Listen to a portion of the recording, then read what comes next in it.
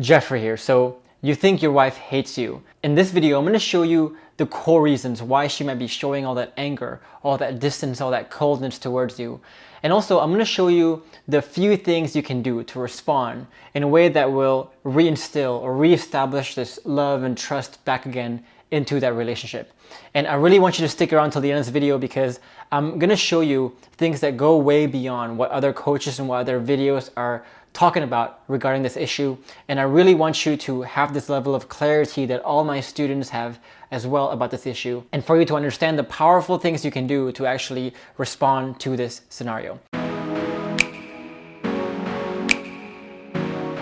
Now, in case we haven't met, my name is Geoffrey and I help men in long-term relationships and marriages with the right skills and with the right knowledge to be able to design a thriving relationship. So if you want more content on this, then I want you to subscribe to this channel and click the bell button as well to be notified when I post new videos 3 times every single week. Now, real quick before we begin this video, I want to let you know that a few spots have opened up for the free masterclass on the 5 proven steps to rebuilding your relationship from the ground up. So if you are interested in joining that masterclass, then be sure to stick around till the end of this video for the announcement on that. So the first few points I want to make here all have to do with simply reframing or allowing you to reframe the situation in your mind. And the first way I want you to reframe this is to see this not as a character problem, but more of a situational problem. You know, the biggest thing that keeps people stuck in this problem is that they choose to interpret this as it's their partner's choice to simply blame them. And basically that anything they do is wrong. That, you know, the guy and the husband is always the wrong one. The wife is always right kind of mentality. Well, if you watch my videos a lot, you'll know that assigning something to a character problem is really the worst thing you can do when you're trying to rebuild a relationship. For one, it'll make you very emotional because changing character, someone's character, is really difficult. And when you assign something to a character problem, you're instantly assigning it to something of an abuse, of them choosing to do bad things to you out of bad intention. And when you interpret things that way, it'll make you emotional. It will make you feel hopeless as well, because again, character is really difficult to change. And as you feel hopeless and as you feel emotional here, you will often do a lot of things that are defensive in return, which actually worsens the problem over time. And finally, it doesn't really give you any solutions that is within your control that is easy to do at the same time. Like if the problem is with your partner's character, then the next things to do, the only solutions can only lie with your partner. It can never be what you can do. Like whatever solutions you can think of are really within your partner's control now. It's never gonna be in your control anymore. And this again makes you feel more emotional, makes you feel more hopeless, and makes you do more defensive things and worsening the cycle over and over again. So instead of seeing this as a character issue, choose to see this as an environment issue. That there is some environmental factor, perhaps the lack of safety, that causes your partner to act out of this anger, the coldness, or the distance. And once you fix the environmental issue here, then all that partner's anger and the reasons why you think your partner hates you so much will start to go away at the same time. And later on in the video, I'll show you some alternative reasons that you might not have thought about that explains why your partner may be displaying all these behaviors to you besides just assigning it to a character issue. And the funny thing is that as soon as you shift your perspective to assigning this to an environment issue rather than a character issue, it makes it easier for you to stay poised. It gives you a lot more hope. And also it gets you to be more hopeful in seeking healthy responses and healthy solutions that is all within your control here. Because again, you know, while changing character is difficult, changing environments is something that is within our control and something that we can do pretty quickly as well. And the second point I want to make here is the importance of being untethered. You know, so most people I think in a relationship, they think they're independent, but they're really in a very dependent state in the relationship. And that is when their mood, state of mind is really tethered to what their partner feels. So if their partner feels angry, for example, then they cannot help but feel angry as well.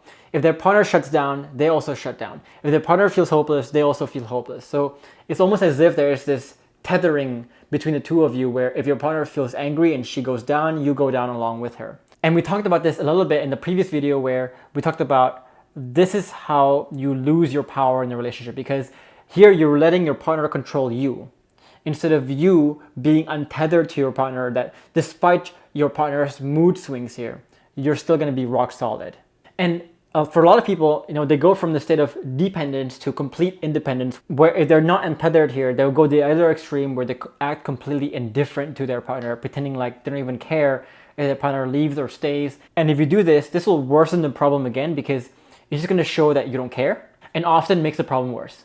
So either extremes of being dependent and being tethered here doesn't work, because if your mood changes with your partner, then there's no way you can change or break that feedback loop. If you show that you don't care and be totally indifferent, it'll probably make her anger and her hate towards you a lot worse as well. So we talked about the importance of being interdependent here, which is the middle of the two, where you are together but as two separate people, where you're untethered and free to make and determine your own emotions and your own mood about a certain situation, but using your positivity and the nature of your untetheredness to be able to create a win-win for you and your partner as well, because you both are going the same direction after all.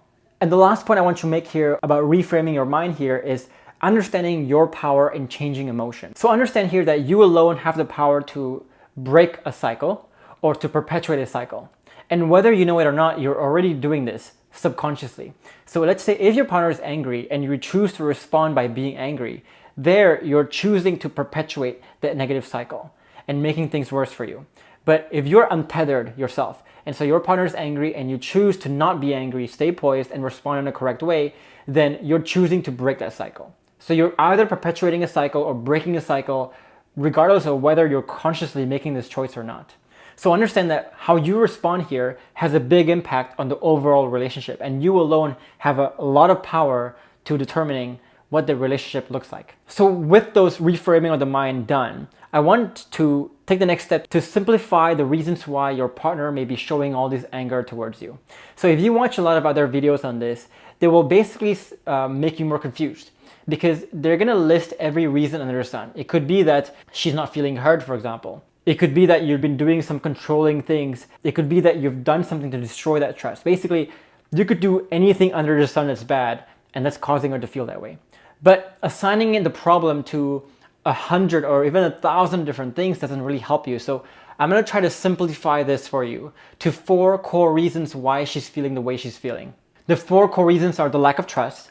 This is when your partner no longer can trust that if she expresses anything to you, to talk nicely with you, that anything will change anyway. She's tried talking to you and you made a bunch of promises in the past, but nothing really has changed. The second reason is the lack of safety, where she's tried expressing something to you in the past, but every time she does, she ends up regretting it. Either because you get angry, you try to justify it, you try to tell her how wrong she is, and so on. The lack of ability is the third one, where the problem may be so complex, so convoluted that she doesn't really know how to express it anymore. It's not just one thing, it's a multi-layered thing now. Or it could be the lack of space, where she feels cornered. She feels like you've been pressuring her too much into expressing something, into doing something that she just wants you to back off.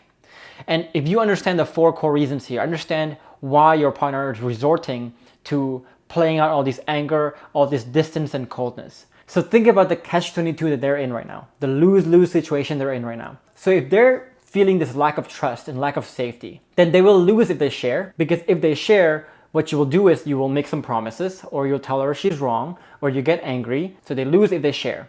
But if they don't share, then they also lose because they have to pent up all this stuff, and the real problem here is not getting addressed. Or if it's a lack of ability problem, then they're either not able to share, and if they don't share, then they have this problem of, again, the problem not getting addressed, and they put themselves in a lose-lose situation again.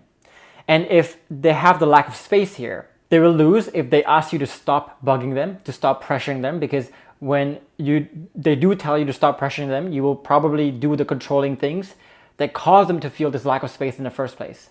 And if they don't tell you to stop, then you will keep pestering them, you will keep pressuring them, putting them in a very difficult position. So imagine if you felt any of these things here. Imagine how hopeless you would feel and how much of a catch-22 you're in. And imagine how, at this point, really the only thing you can do at this point is to be angry, to be cold, and to be distant yourself. Because you've tried to deal with this in a very civilized way, but whatever you try, you're being punished for it. You're put in a very difficult lose-lose scenario. The important thing here is that once you understand these 4 root reasons, not only do you understand why she's acting the way she's acting, but also the responses now becomes a lot more clear. So if it's a lack of trust or safety issue that she's so angry and so, cold and distant towards you, then your objective here becomes a lot more clear, which is to simply start building that safety. And we've talked a lot about this in the previous videos, but here you're not trying to show her the product of what a perfect man you are, what a high value man you are. You're simply trying to show her the process of how you have conversations, of how you find win-win solutions so that she can feel that trust and safety towards you. And if you don't know what I'm talking about here, I'm gonna put a link at the end of this video to my other video where I talk about what it actually means to rebuild that trust and safety in a relationship and what it means to build that trust on the level of the process, not the product. And if it's the lack of ability issue here that's the problem, your actions also become a lot more clear, which is that you gotta stop pestering or lecturing your partner for not sharing with you, for example, for being angry with you, for example, because if you simply just pester or pressure or lecture your partner from, to say, hey, you gotta stop being so angry, hey, you gotta open up to me a bit more, you gotta communicate with me here, the more you're adding more complexity to that situation. The more you're showing her that you really don't understand the situation as much as you should.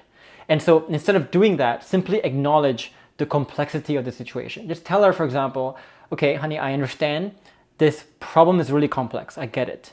And let her take her time and start anywhere. So you might say, for example, look, I know it's very complex and I know there's multiple layers to this. It might be hard for you to express something to me, but I want you to know that you can really start anywhere. It doesn't have to be coherent. It doesn't have to make sense really, whatever you said. I just want to discover and hear from your perspective. And if it's the lack of space here, then simply back off and retreat. And the way you retreat is by simply acknowledging her resistance, keep your poise and leave the door open. So you might say, for example, look, I get it, like you don't want to talk about this right now, or you can't talk about this right now, or this problem is too complex, or you may not have enough safety or trust to be able to express something to me.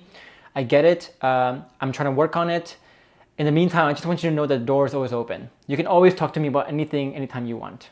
And just retreat that way, plant the right seeds, and remember that it's okay if you don't solve the problems in this one conversation. It's okay that you're not able to build that trust, build that safety, get your partner to express themselves in this one conversation. Because again, what we're trying to do here is farm, not hunt. We're not looking for that short-term fix. We're not looking to fix the problems today, but we're simply interested in planting the right seeds of trust and safety to her so that the trust and safety can slowly grow. And when that grows, you'll find that your partner will be more and more and more open to you over time. And this is a matter of weeks or months, not a matter of days here. So understand here that when you put yourself in this position of understanding the 4 core reasons and understanding how to tailor your response depending on the 4 core reasons and understanding how to respond to it, but also how to retreat from that conversation whenever you can't, let's say, break through the conversation right here and there, then you'll begin to see how this puts you in a no-lose situation here. That the worst that can happen is that if you don't open her up today, the worst that can happen is you back off and you simply plant the right seeds by retreating in a proper way.